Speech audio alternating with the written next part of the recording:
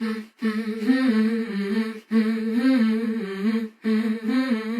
this listener says, I decided to go ahead of the op and I'm bricking it. They say it's a very low risk and I should be fine, but I can't help being nervous. So this listener emailed in because he's lost some weight, and even though he's been going to the gym for years, he couldn't shift his man boobs. So he was debating whether to get a breast reduction.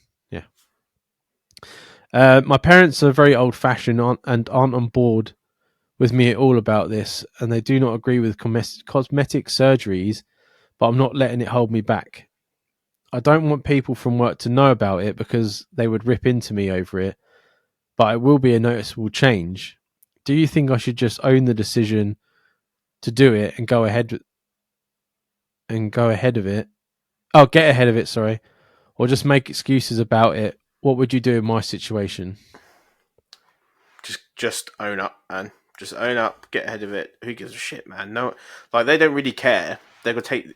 If anyone's going to say anything, they'll say something for about 10 minutes, and then it will be past. No one gives a shit. There's a guy that's recently come into my place, who's the brother of one of my friends at work. He's had a hair transplant, and he's been balding for a while.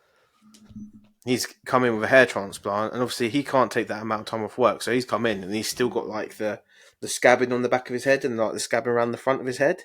Yeah. And like, there's no denying it. Matey Boy's just got to fucking own up to it, and no one's really said nothing negative towards him, just so that it looks sore.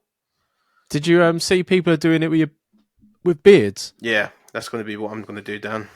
I wasn't going to say anything, but My beard. I get like I fell over when I was younger onto a wall and hit my chin, so I've got a little patch there that doesn't get hair. You can't see it but once I shave, you can see like there's a line of no hair. Does my head in. I think once you get it done and like you're healed up and that, you'll feel the way you want to feel, and you won't care. You'll go in like a dog's bollocks because you feel like 100%. Yeah, 100%. And you just be like, yeah, I did it. Well, I don't see like people do it all the time with like excess skin and things like that. The Rock did it. Yeah, you know what I mean. I mean, I suppose yeah, in like a bantery sort of fashion, I would take the piss out of it. But then yeah, it'd be like, oh, I've done that now. I wouldn't really, to be honest, I wouldn't really class it as a cosmetic surgery either. I would class it as a correction surgery, because like you're putting your skin back to how your body should be. Yeah, because skin once you've stretched it, it doesn't stretch back. No, not if you've lost weight in a quick deal of time. It's too far gone.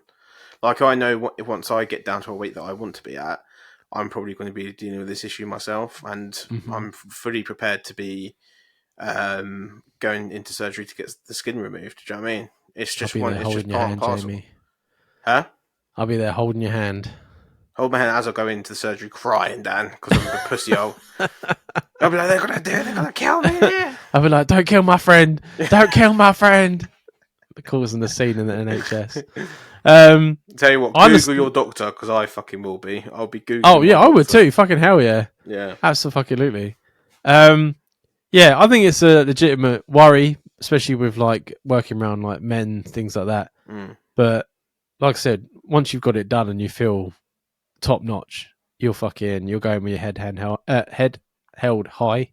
Yep. And you won't care. You'll probably join in. You know what I mean?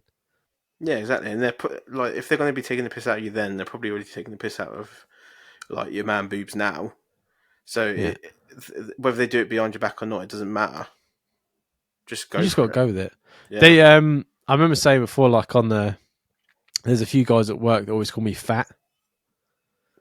Really? And and it used to really annoy me because I've got very low self-esteem issues anyway. And then I stopped speaking to him for a little while. I think I moaned about him and I was like, if you're going to be like that, I'm not going to fucking speak to you. Yeah. And we've slowly been talking. And then the other day he turned and he goes, are you on a diet? And I was like, no. He's like, why have you lost so much weight then? And I was like, what are you talking about? He goes, oh, you're looking really thin. And now he's not happy with you being thin. No. But I felt good because I was like, oh, you can call me thin or you fucking like, you know what I mean?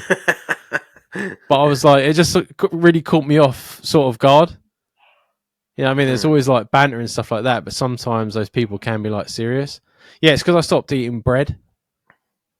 Oh, what? And it just cut it out. Yeah, because I don't think it's gluten.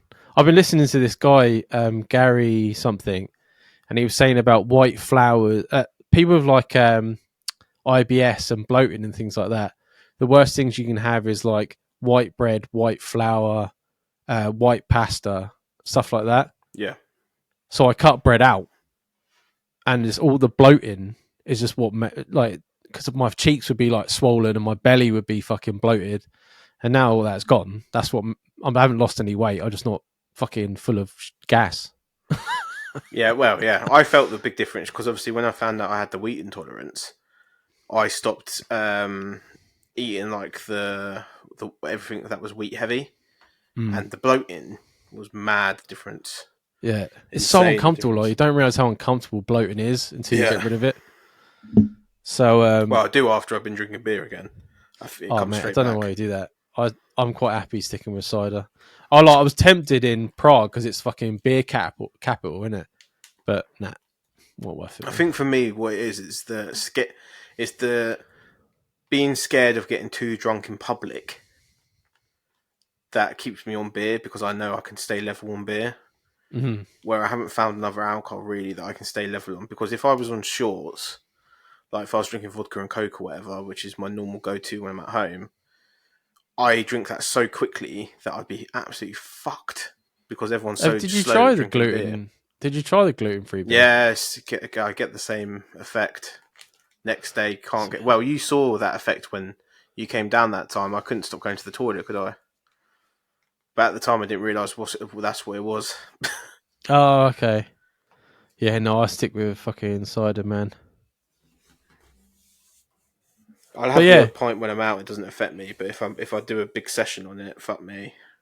see, I have the problem now that I've stopped drinking it that my tolerance is gone.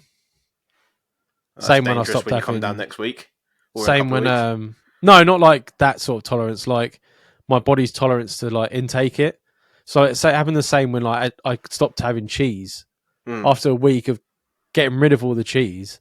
If I have one bit, I'm fucked. Same with like beer now. If I have one beer, my stomach will fucking double in like fucking minutes, Yeah, and I'll because be your done. body's like, nah, I'm used to not having it now. Yeah, exactly. That's what I mean. So my tolerance is gone. So now I don't even risk it. I'm like, nah, I'm not even fucking interested. Lucky there's plenty of cider down where I live, isn't it? Oh, mate, that's the good thing about UK is talking loads of cider.